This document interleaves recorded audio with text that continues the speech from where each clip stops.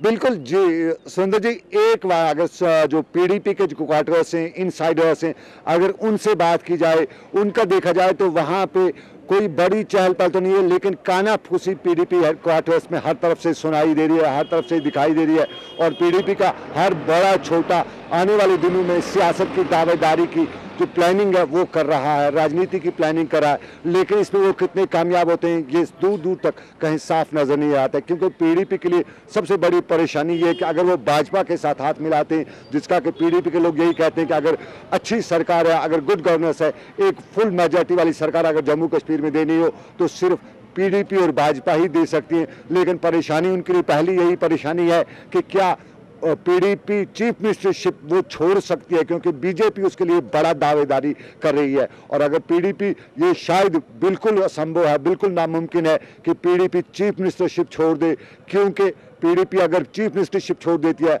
तो उनके लिए बहुत बड़ी परेशानी, बल्कि सबसे बड़ा घाटे का सौदा है। और जाहिर सी बात है कि बीजेपी भी चीफ मिनिस्टरशिप छोड़ नहीं सकती है, क्योंकि उनके लिए फायदे की बात है, पहली बार वो सत्ता में आ रहे हैं और पहली बार वो अगर किसी के साथ साझेदारी करते हैं, गठजोड़ करते हैं, तो चीफ मिनिस्टरशिप उनके लिए बहुत इंपॉर्टेंट है। और पीडीपी इसी परेशानी में है कि चीफ मिनिस्टरशिप छोड़ेंगे तो क्या करेंगे, और अगर नहीं छोड़ेंगे तो नेशनल कॉन्फ्रेंस आएगी। और जाहिर सी बात है नेशनल कॉन्फ्रेंस पीडीपी के साथ ही नहीं, पीडीपी के साथ नहीं बल्कि भाजपा के साथ किसी भी हद तक जा सकती है, बातचीत कर सकती है। और चीफ मिनिस्टरशिप हो या कोई और मुद्दा हो, अक्सर लोग पीडीपी हेडक्वार्टर्स में या पीडीपी दूसरे जो क्वार्टर्स में यही कहते हैं कि पीडीपी के बजाय नेशनल कॉन्फ्रेंस कोई भी मुद्दा लेकर, कोई भी पद लेकर भाजपा के साथ मिल सकती है। और अगर भाजपा और पीडीपी मिल जाते हैं तो